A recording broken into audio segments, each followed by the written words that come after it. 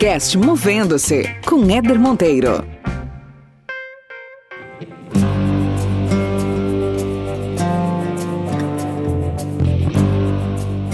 Eu não tinha terno naquela época.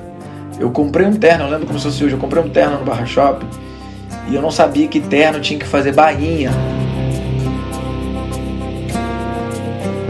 Nada do que a gente conquistou foi dado ou foi herdado. Foi sempre diante de muita perseverança, muito trabalho, muita resiliência, enfim. Acho que todo mundo que empreende, a verdadeira escola de quem empreende é a escola da vida. E aí a liberdade financeira não é parar de trabalhar. Porque o verdadeiro empreendedor, ele nunca quer parar de trabalhar. Não é isso. É você poder escolher melhor o que você quer fazer, quando você quer fazer e como você quer fazer.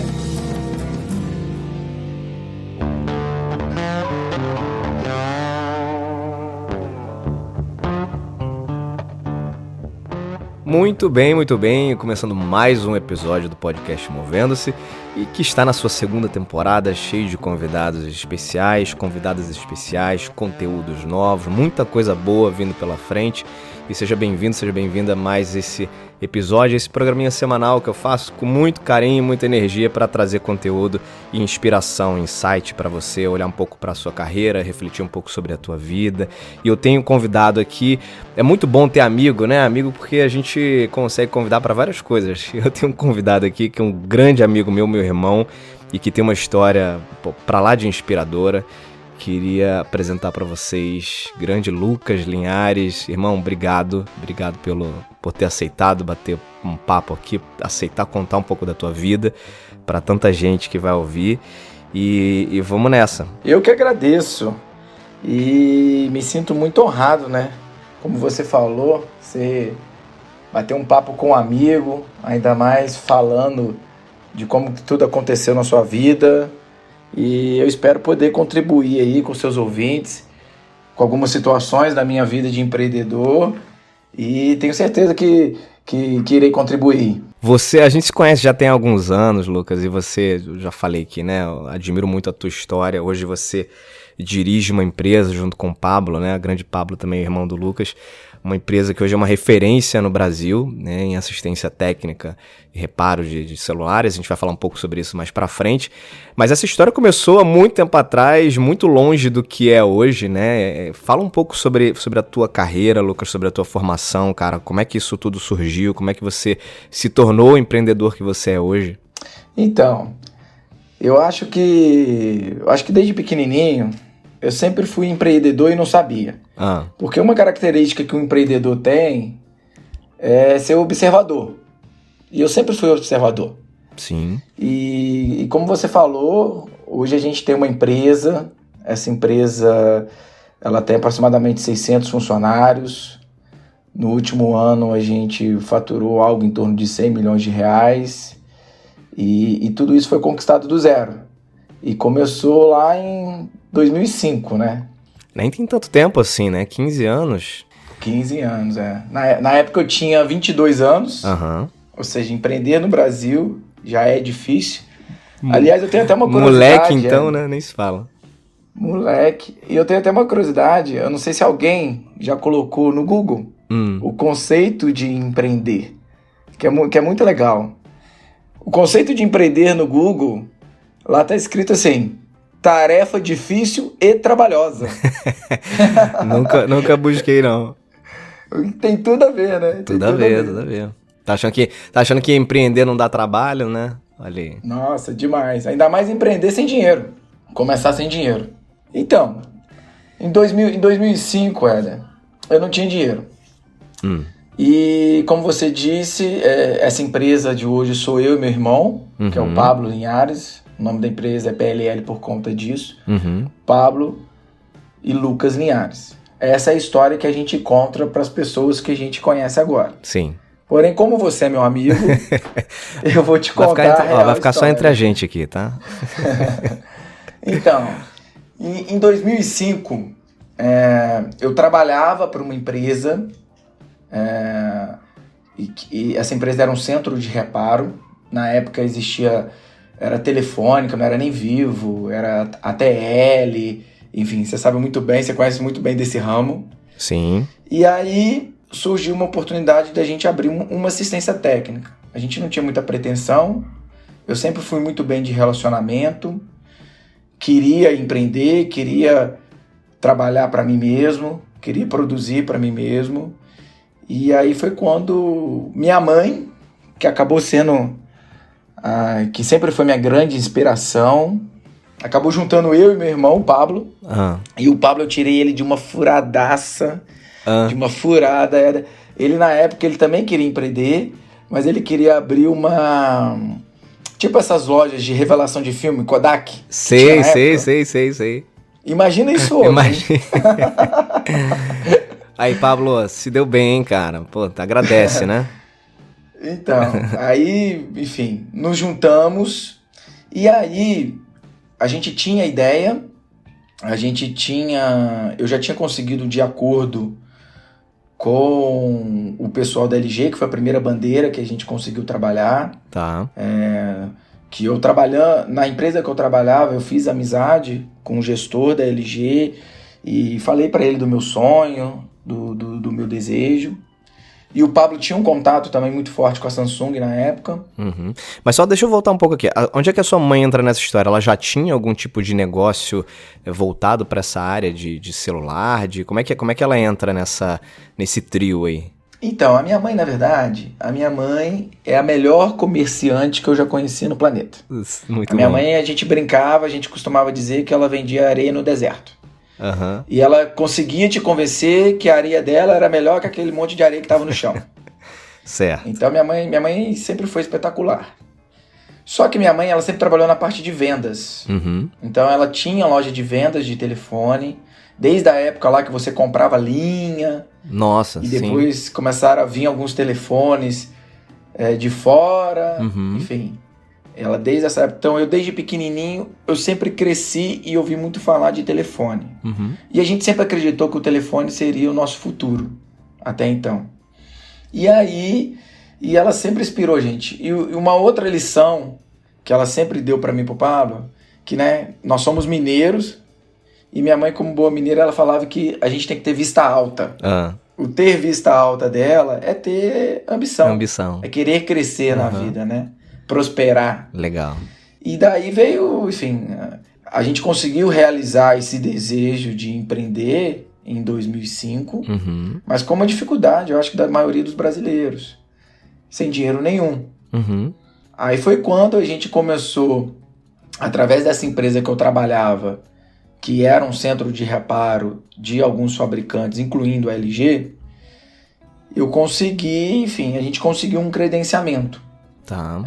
Para quem trabalha com assistência técnica autorizada, você precisa ter um credenciamento do fabricante, Sim, uma autorização do fabricante. Para representar aquela empresa, né? Exatamente. E aí o Pablo, na época, fiz ele desistir de abrir lá a empresa dele lá.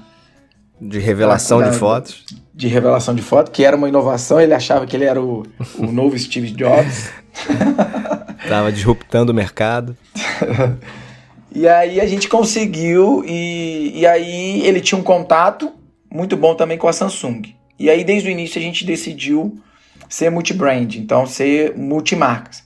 Porém a gente tinha a ideia, a gente tinha o contato com os fabricantes, mas a gente não tinha um principal, que era o dinheiro, a grana do investimento. Sim. E a gente não tinha nenhum real, Éder. Não é que eu tinha pouco dinheiro, a gente não tinha nada de dinheiro. E aí, naquele momento, a gente foi procurar algum sócio, algum investidor, algum amigo, alguém mais próximo que quisesse estar nesse sonho junto com a gente. Que pudesse entrar com capital e vocês com o trabalho. Exatamente. E aí, na época, a minha mãe, ela tinha um amigo que se chamava Leandro. E esse Leandro, ele era um investidor.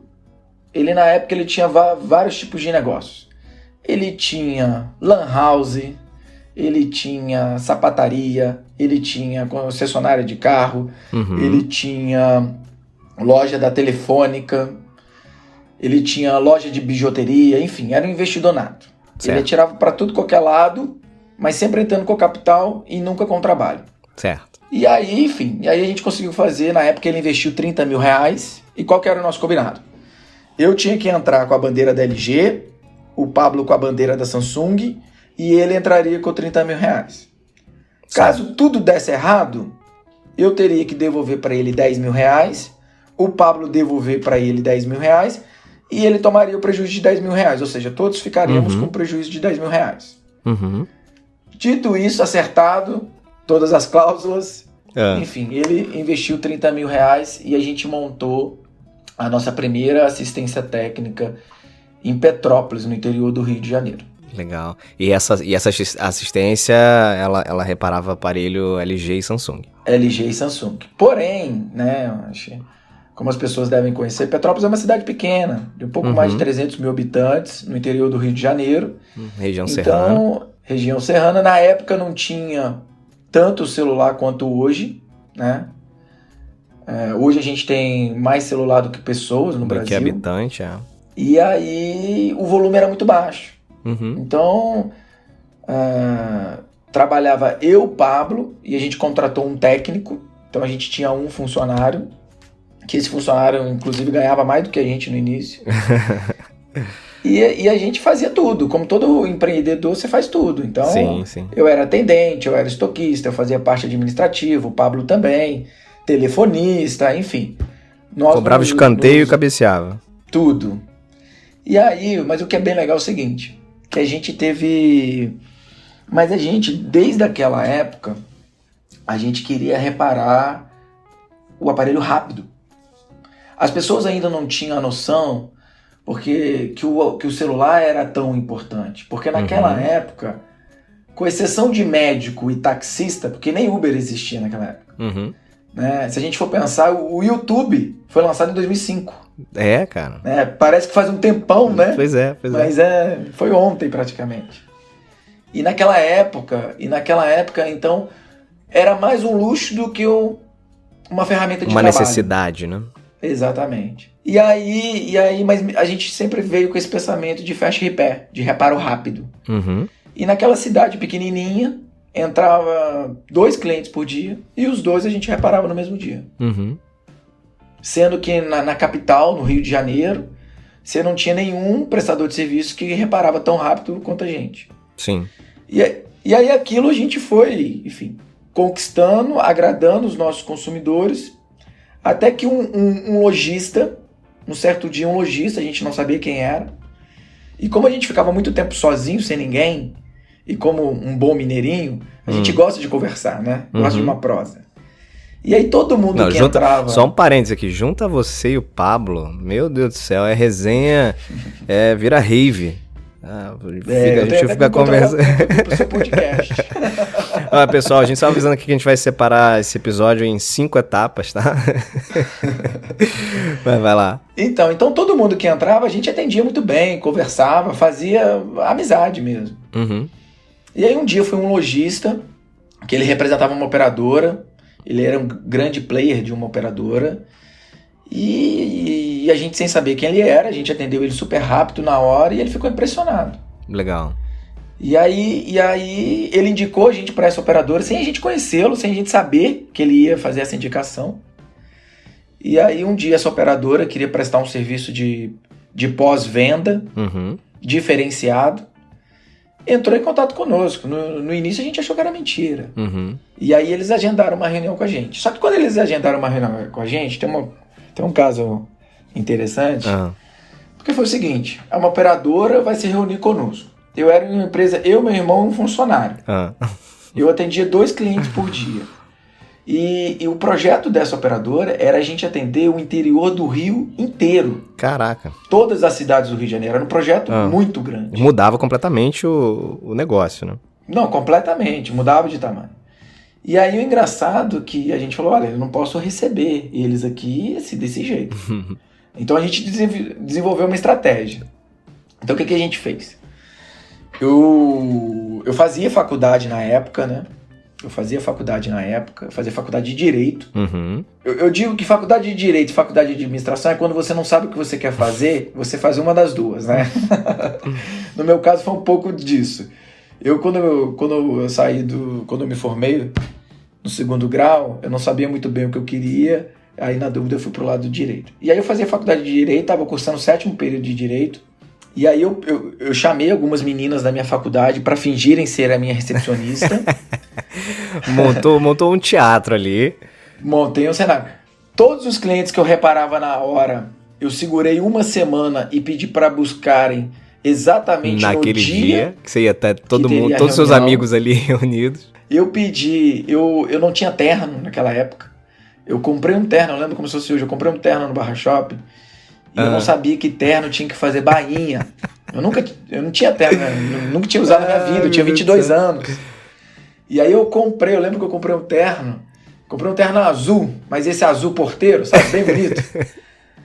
Eu comprei o terno e o cara, não, tem que fazer bainha. Eu falei, não, mas não tem tempo, a reunião é hoje. Não precisa não. Aí o cara colou com fita crepe por dentro, fez uma bainha com fita crepe. E aí eu fui com esse terno. Mas era aquele terno de ombreira igual o de Mocó também, não? Era por aí. Deus me livre. E aí, enfim. E aí eles nos visitaram. Quando eles nos visitaram, eles viram bem movimentado a empresa. Uhum. Eles viram lá com 4 ou 5 funcionários que eu chamei o pessoal da faculdade para ajudar. A empresa não tinha uniforme. Eu fui na famosa Rua Tereza, lá em Petrópolis, sim. E mandei bordar ali na hora uma camisa branca. Você tá brincando, cara. Na hora, mandei fazer tudo na hora. E, enfim, a visita foi super positiva. Deu super certo a visita. A gente conseguiu fechar esse contrato. E eu lembro que essa questão de internet ainda era muito nova, né? Uhum. E eu lembro que um dos gestores dessa operadora perguntou pro Pablo, meu irmão: ô Pablo, e você tem sistema web? E ele não sabia o que era web. Aí ele tem, o meu é webcíssimo, é muito web. Cara, que figura. É porque na hora, não é que a gente queria mentir, não era isso. É porque a gente sempre teve muito um perfil de muito trabalho, de ser muito trabalhador. Se vira nos 30, né? Nada do que a gente conquistou foi dado ou foi herdado. Foi sempre diante de muita perseverança, muito trabalho, muita resiliência, enfim.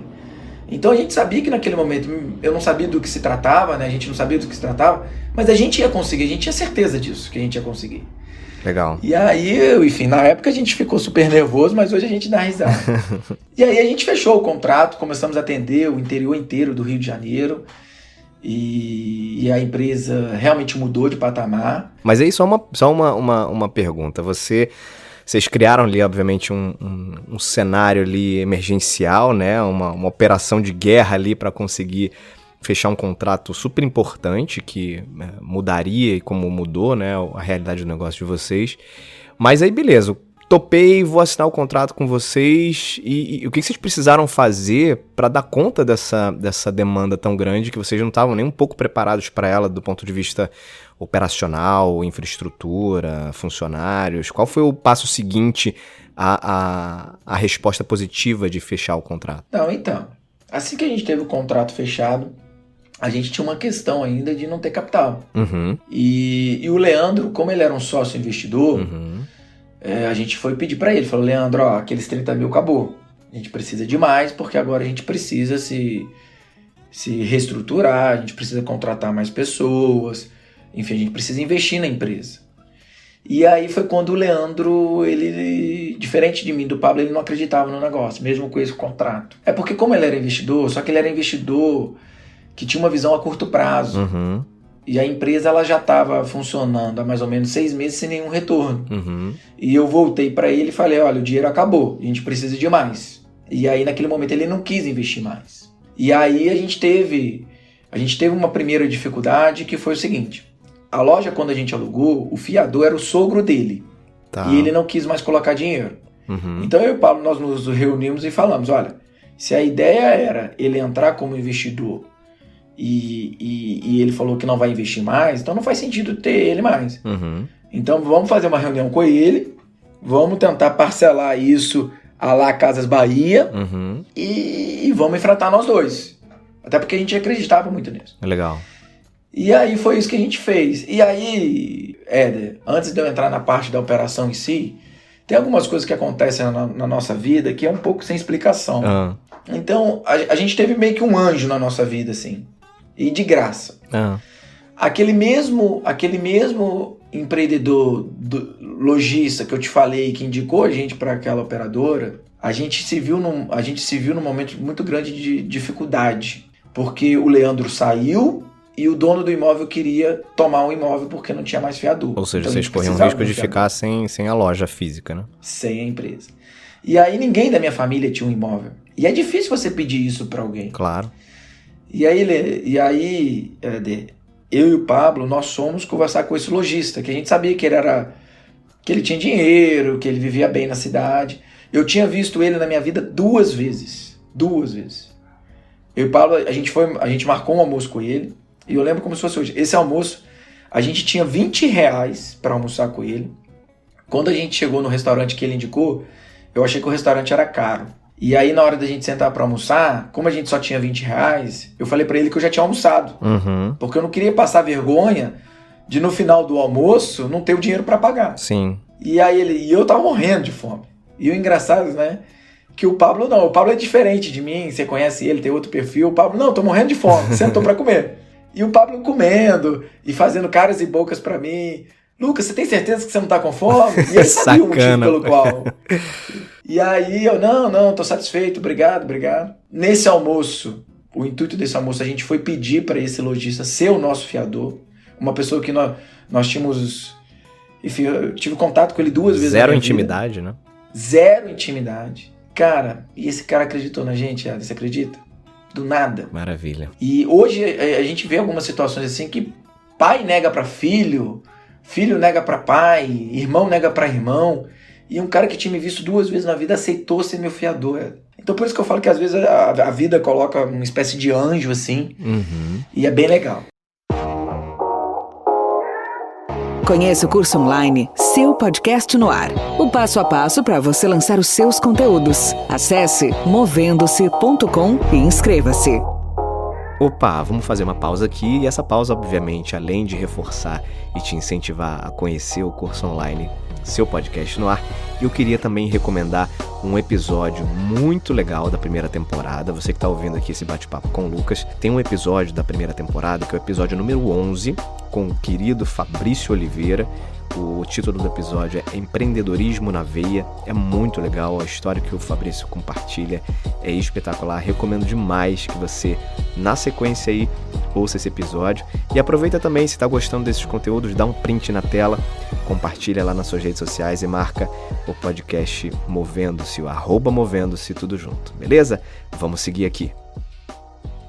Ô Lucas, por que você acha que ele acreditou em vocês, cara? O que você acha que teve aí de elemento intangível pra ele apostar em vocês? Se você tivesse que dar um palpite. Não sei se você já conversou com ele sobre isso alguma vez depois disso, mas o que você acha que contou a favor? Olha, ele viu em mim e no Pablo, assim, esse sonho de empreender, mas ele viu muita honestidade e transparência.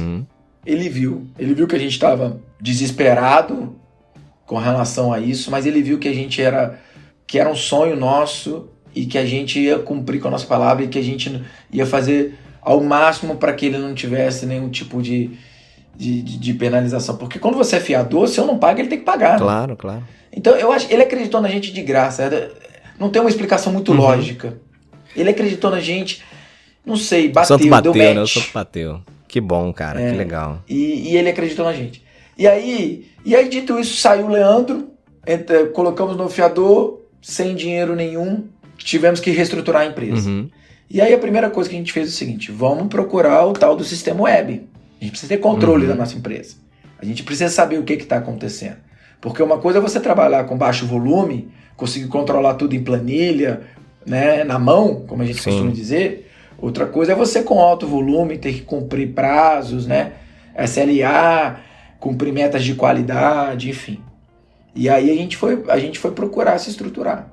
E o engraçado é o seguinte: a gente teve que fazer a apresentação do sistema web. A gente não tinha o sistema, mas para ti o nosso era webcíssimo, né? E aí a gente foi num downtown, que é um shoppingzinho que fica aí no Rio de Janeiro também. Achamos lá, na época não era nem o Google, era o KD. KD, uma grande empresa KD. que vendia sistema online. E aí a gente foi lá para essa empresa online e falou o seguinte, tô com um projeto de uma operadora assim, assim, assim, assado. Você precisa fazer um sistema para mim, para controlar isso, isso e isso. Só que eu não tenho dinheiro para te pagar, mas eu vou te apresentar lá na operadora, e lá na operadora você vai poder vender seu sistema lá. Você topa? O cara topou. Que jogada boa, hein, cara? Excelente. E aí o cara topou, fez o sistema pra gente, a gente apresentou na operadora, foi um sucesso, eles gostaram, enfim. E aí a gente estruturou toda a parte de sistemas da empresa, a parte de pessoas, recursos humanos também da empresa. A gente contratou mais pessoas, qualificou essas pessoas. E aí a gente foi crescendo gradativamente. Agora, o que é legal é que 2 meses depois que a gente pegou esse projeto, mesmo sendo um projeto muito grande pra gente naquela época, para dar uma noção, a gente ia sair de 2 aparelhos de reparo por dia para 50 por dia. Nossa. Né? E aí, ou seja, a gente ia crescer muito. 2 meses depois, essa operadora ela veio oferecer pra gente atender a capital inteira. Caramba, olha que legal. Que legal. E aí eu ia sair de 50 para 100. Então deu tudo certo. E obviamente esse crescimento exponencial só aconteceu porque eles viram que vocês conseguiam dar conta, né? E que o serviço vinha sendo feito com qualidade, né? Do contrário, obviamente ninguém ia continuar investindo e colocando mais aparelhos para serem consertados, né? Sim, não, eu e o Pablo, a gente tem uma frase que a gente segue, que inclusive foi o Pablo que escreveu, até na nossa empresa tem essa frase, que a gente costuma dizer o seguinte, que nós gostamos de fazer o básico primeiro, depois o possível, e quando notamos, já estamos fazendo o impossível. Então, em todos os nossos projetos a gente trabalha assim. O que o nosso cliente quer? Vamos fazer o básico, vai. Tá bom, agora vamos fazer Olha, ele pediu verde. Dá para entregar o verde e amarelo. Vamos fazer o verde e amarelo? Vamos fazer o verde e amarelo. Daqui a pouco eu tô entregando para ele um arco-íris inteiro. Então, essa é a nossa ideia, essa é a nossa filosofia de trabalho. E até hoje a gente vem crescendo muito. Hoje os negócios não se resumem só à assistência técnica, né? Sim, fala um pouco. Hoje nós somos uma BPO, então a gente tem serviço de call center. O que é BPO, para quem não conhece, Lucas? Então, a BPO, traduzindo, é Business Partner Outsourcing. Então, eu sou uma espécie de terceirizadora. Tá. Então, quando os fabricantes, operadoras e varejo precisam de alguém para acelerar algum processo delas, porque essas empresas elas são muito grandes, algumas multinacionais. Então, às vezes, elas precisam de algumas empresas locais que eu consigo entregar mais rápido. Então, por exemplo, fazer um sistema, um atendimento de call center, enfim. Então, hoje eu trabalho assim para essas empresas. Estou muito focado em atendimento de seguradoras, Seguradora, quando a pessoa coloca o celular num seguro, né? Isso. O seguro no Brasil ele tem crescido muito. Quando você vai comprar numa loja, te oferece aquele seguro de celular. Tá. Né? E aí tem um seguro de roubo e furto, tem um seguro de quebra acidental e tem um seguro de garantia estendida. Perfeito. Então, o seguro hoje ele é muito similar ao seguro de carro. Muito parecido. O seguro de celular está muito parecido com o seguro de carro. E a gente tem um greenfield aí muito grande, porque no Brasil hoje 4% dos celulares vendidos são vendidos com seguro. Muito pouco ainda, né? Nos Estados Unidos esse número chega a 36%. Que diferença. Então, tem uma diferença muito grande. Mas hoje, pra gente lembrar lá de Petrópolis, 2 aparelhos por dia, hoje a gente repara aproximadamente 1.500 aparelhos por dia. Caramba, cara, 1.500 por dia. Então, pra você ver como que isso cresceu, né? Que maravilhoso. Atendendo o Brasil inteiro, saindo do interior do Rio, atendendo o Brasil inteiro e cada vez mais com mais eficácia, enfim. Muito legal. Cara. Porque hoje o celular, ele mudou completamente, né? Sim. O celular hoje é uma ferramenta de trabalho, é um produto essencial. Ainda mais nesse momento que nós vivemos, né? A gente estava comentando aqui nos bastidores, né? Esse episódio está sendo gravado, ainda estamos em quarentena durante a gravação desse episódio, cada um na sua casa gravando, mas a gente estava comentando sobre isso, né? Como hoje o aparelho de celular ele é um recurso essencial, inclusive para o momento que a gente está vivendo, né? De quarentena e onde a comunicação virtual ela acaba sendo muito mais requisitada do que em condições normais, né? Quando a gente tem a possibilidade de locomoção, de ir até o escritório. Hoje, computador e celular é parte do nosso leque aí de comunicação essencial, né? Profissionalmente. Sim, e cada vez mais.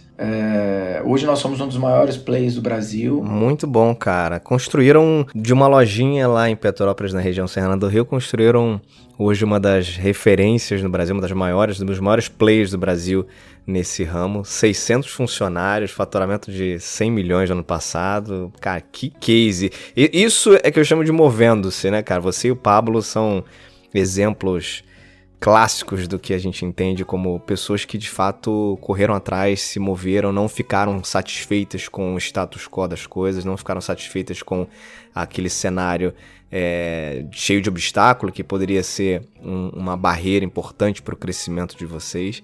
Muito legal, cara, muito bom. Eu já conhecia um pouquinho dessa história, a gente como é amigo já de longa data, mas foi muito bom conhecer outros detalhes aqui que eu não conhecia. Não, que bacana. E agora a gente entra numa segunda onda, né? Porque a primeira onda, quando você vai empreender, no meu caso, eu tinha 22 anos de idade, comecei cedo, né? Ter o meu próprio negócio. A primeira coisa que você quer é criar a sua independência financeira, né? Sim, Esse é o primeiro objetivo. Você não quer depender de pai e mãe, né? E aí, enfim, aí você consegue criar a sua independência financeira, você começa a trabalhar, você vê que você começa a colher um pouco do que você plantou, e aí agora você começa a entrar na segunda onda, que é a liberdade financeira, que é muito legal também. Que pra mim, a minha escola, né, foi a escola da vida, né? Acho que todo mundo que empreende, a verdadeira escola de quem empreende é a escola da vida. E o legal é que essa segunda onda da liberdade financeira, o que seria essa liberdade financeira? É você conseguir criar uma renda na qual você não precise do dinheiro. Uma renda passiva, que você não precisa do dinheiro. Então, tem alguns especialistas, eu não sei se você já viu isso, mas é bem bacana também, que tem alguns especialistas que ele fala o seguinte, que para você pensar no número, X número, quanto número se você ganhasse hoje por mês, você estaria satisfeito. Certo. Daria para você viver. Então, para mim pode ser 10, para você pode ser 5, ou vice-versa, né? Muito relativo esse número. Mas ele falou para você pegar esse número e multiplicar por 300. Caramba! É esse que tem que ser seu objetivo. Entendi. Porque a partir... Você chega nesse objetivo, você conquista a liberdade financeira. Exatamente. Quando você consegue, nesse número que você entende, que é o número que você vai viver bem, que é o número que você quer para você, para suas despesas mensais, se você chega nesse número vezes 300, você conquista a liberdade financeira. E aí a liberdade financeira não é parar de trabalhar. Porque o verdadeiro empreendedor, ele nunca quer parar de trabalhar. Não é isso. Claro. É você poder escolher melhor o que você quer fazer, quando você quer fazer e como você quer fazer. Perfeito, né? Perfeito. Hoje a gente tem vários exemplos assim. Por exemplo, Bill Gates, Jeff Bezos. Os caras são bilionários. E os caras trabalham pra caramba. Sim, sim. Precisam não é mais trabalhar. Dinheiro que tá na mesa, né? Não é mais dinheiro que tá na mesa dos caras. Eles não têm mais esse... Tanto que o próprio Bill Gates, ele já há alguns anos, ele entrou numa linha de atuação muito voltada para o legado que ele quer deixar no mundo, né? Com uma série de iniciativas sociais, de benfeitorias por vários países do mundo. Então, para ele deixou de ser... O propósito deixou de ser faturar, né? Tá muito além disso já. Não, e é muito bacana porque hoje em dia, eu estava até conversando com o Pablo esses dias, hoje a minha maior realização é quando eu fecho um contrato, não quando eu recebo por ele. É engraçado isso, né? Sim. No início a gente fica muito focado no dinheiro, na grana. O número que o contrato representa, né? Hoje não, hoje quando a gente fecha um contrato, ou quando a gente faz alguma coisa bem feita, a gente sabe que o dinheiro é consequência daquilo ali. Claro. Então é muito legal isso, é muito bacana legal. Isso. Não, faz todo sentido, né? Porque para você, para vocês, né? Imagino que o grande prazer de fechar um contrato é que fechar um contrato é reflexo de um bom trabalho que vocês estão fazendo, da confiança que outras empresas, outros parceiros estão tendo no negócio de vocês. Ou seja, isso vai mostrando que tudo que vocês construíram até aqui vem dando resultado, independente do número final que aquilo ali gera. Mas acho que naturalmente o aceite de alguém, né? Você, cara, eu sou bem quisto na minha área de atuação, né? Isso pra gente dá uma satisfação enorme, com certeza. Sim, não, fenomenal. Muito bom. Meu camarada, seguindo aqui para a parte final do nosso bate-papo, que tá excelente, já passaram-se quase 40 minutos, eu nem percebi, mas eu queria te fazer algumas perguntas clássicas aqui no Podcast Movendo-se, nessa segunda temporada, inclusive, para quem já acompanha o podcast há um tempo. Primeira pergunta que eu queria te fazer é o seguinte, Lucas, se você não tivesse essa carreira, né, não tivesse trilhado essa carreira de empreendedor que você trilhou, de baita sucesso hoje que você tem, você e o Pablo, que profissão você teria se você não fizesse o que você faz hoje? O que você faria? Então, quando eu fui abrir a empresa, eu estava estudando Direito, como eu havia falado. Sim. E eu já estava no 7º período. Então, na época, eu estava tentando um estágio na Estácio de Sá, que era a faculdade que eu fazia. Uhum. Então, muito provavelmente hoje eu seria o advogado, eu estaria nesse âmbito aí da justiça. Mas provavelmente advogado, acredito eu. E casou com uma advogada, né? Casei com uma advogada, né? Raquel, beijo pra Raquel. Como é que é a vida, né? E brava, muito hein? Legal. Brava, hein? Muito bom, cara. Agora, momento movendo-se. Momento movendo-se é um momento para você indicar algum tipo de conteúdo, que pode ser literatura ou não. Pode ser um filme, uma palestra, um livro, qualquer coisa que você queira indicar que você acha que pode acrescentar para quem tá ouvindo a gente. Olha, eu gosto de histórias que são baseadas em fatos reais. Então, eu tenho um livro que eu li, que eu gostei muito, que ele chama As 16 Leis do Triunfo, é de Napoleão Hill. Esse livro, Legal. basicamente, o que ele diz é o seguinte: ele pegou na época 1800 alguma coisa, ele entrevistou centenas de pessoas bem-sucedidas, tá. e fez um perfil dessas pessoas. E dentro desse perfil que ele traçou dessas pessoas, ele colocou 16 principais características que ele entende como são características de uma pessoa de sucesso. Uhum. E aí é muito legal desse livro, mas dentre essas características, tem duas que eu gosto mais. Uma questão de você ter o objetivo definido e uma outra básica, gastar menos do que você ganha. Simples assim. Sem dúvida, sem dúvida. Beleza, então, as 16 Leis do Triunfo, certo? Napoleão Hill. Isso. Indicado, maravilha. E, cara, você, se pudesse refletir sobre os maiores erros que as pessoas podem cometer, né? Ou talvez o maior erro que as pessoas podem cometer na carreira delas, na vida profissional delas, o que você citaria aqui? Eu vejo hoje pelos meus colaboradores, né? Então, como eu tenho colaboradores em estados diferentes, eu vejo que muitos têm perfis diferentes, né? E eu já fui um. Então eu acho que talvez o maior erro é você trabalhar de acordo com o que você ganha no momento. O que é que eu quero dizer com isso? Às vezes as pessoas elas acham que elas são mal remuneradas ou que elas poderiam estar em cargos maiores do que elas estão hoje, e aí elas não dão o seu máximo. Então eu acho que você tem que dar o seu máximo sim, em qualquer fase que seja da sua vida. Trabalhe independente do que você ganhe, porque independente da empresa que você trabalha, é o seu nome que vem em primeiro lugar. Claro, claro. Então eu acho que o principal erro é esse, é ficar tentando mensurar, avaliar e se limitar no seu trabalho. Cara, muito legal isso. Você sabe, bom, minha carreira dentro dessa área de RH, esse tema acaba sendo muito recorrente, né? Durante a minha trajetória, sempre tive muito contato com esse tipo de situação. E se você for parar para observar, Lucas, o que acaba acontecendo com muitas pessoas é que elas enxergam o trabalho como uma troca financeira, né, entre aquilo que eu tenho de tempo, ou seja, eu vendo as minhas horas e o meu serviço em troca de um determinado valor, né? E se você está me pagando esse determinado valor, eu vou trabalhar esse determinado tempo, né? O tempo que eu digo não necessariamente volume de horas, mas eu vou prestar esse serviço aqui porque você está me remunerando por isso, né? E essa infelizmente é uma armadilha que muita gente cai, justamente por isso que você falou. Na hora que você se limita a entregar somente o equivalente àquilo que você recebe da empresa, ok, se você acredita que isso é um critério justo de troca, tudo bem, não tem problemas, que cada um entende o que é certo para si.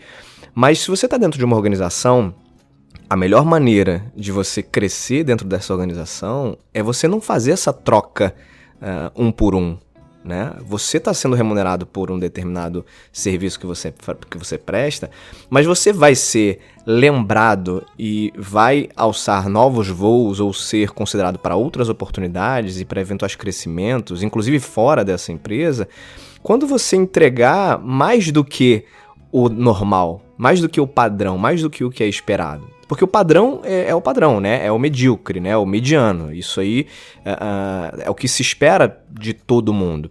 Agora, as pessoas que de fato se diferenciam, se destacam, são as pessoas que saem do mediano. Você precisa minimamente não ficar preso a essa troca um por um, né? Eu vou fazer somente aquilo que eu tenho retorno sobre. Não, você citou uma palavra muito interessante. Você falou em medíocre, médio. A palavra medíocre vem de mediano, né? Sim, então, sim. Quando a gente se declarar, eu sou uma pessoa média, eu sou um homem ou uma mulher médio, eu faço o que me pagam. A gente está se autodeclarando medíocre, né? Uhum. Então, olha como é que muda, né? E é engraçado. Eu, enfim, obviamente, você é um especialista nessa área, sabe e viveu muito mais do que eu. Mas eu concordo plenamente com tudo que você disse e eu vejo isso na prática na minha empresa. Sim, você vê no time que trabalha com você, e acho muito legal tanto você quanto o Pablo, né? Apesar de vocês já terem um negócio com porte médio grande, né? 600 funcionários, né? Muita gente. Vocês têm um nível de proximidade muito grande com todo mundo, né? As poucas vezes que eu já tive contato um pouco mais próximo com vocês dentro da empresa, é fácil de ver isso, né? Vocês conhecem as pessoas ali pelo nome, né? Conhecem a família quase das pessoas, isso é muito legal. Isso é um diferencial também como empreendedor e como líder de uma organização, né? Sim. A gente tem que tratar pessoas como pessoas, né? Acho que esse é o princípio básico. Exatamente. Meu querido, seguinte, pra gente fechar, nessa segunda temporada, no final de cada bate-papo, eu tenho dito algo que eu aprendi com o meu convidado, né, quando os episódios são como entrevista. E eu queria dizer que, com base nessa conversa que a gente teve hoje aqui, uma coisa que eu aprendi com você nessa troca é que a gente não tem que ter medo de pedir ajuda, né, e que o networking, ele existe justamente para que a gente não tenha medo de recorrer a quem quer que seja para pedir ajuda, e tenha humildade para pedir ajuda, esteja aberto para pedir ajuda, né? Vocês fizeram isso com aquele novo investidor que entrou, vocês fizeram isso com o portal lá, web, que vocês precisavam, né? Bateram lá na porta.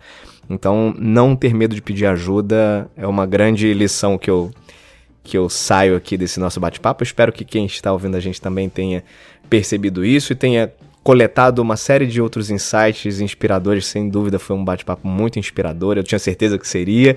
Irmão, te agradeço demais, foi muito bom poder falar contigo, muito bom poder trocar essa ideia com você sobre a PLL. Para quem quiser conhecer um pouco mais sobre a PLL, Lucas, como é que faz, quais são os contatos, redes sociais, enfim? Basta acessar o nosso site, que é www.grupopll.com.br.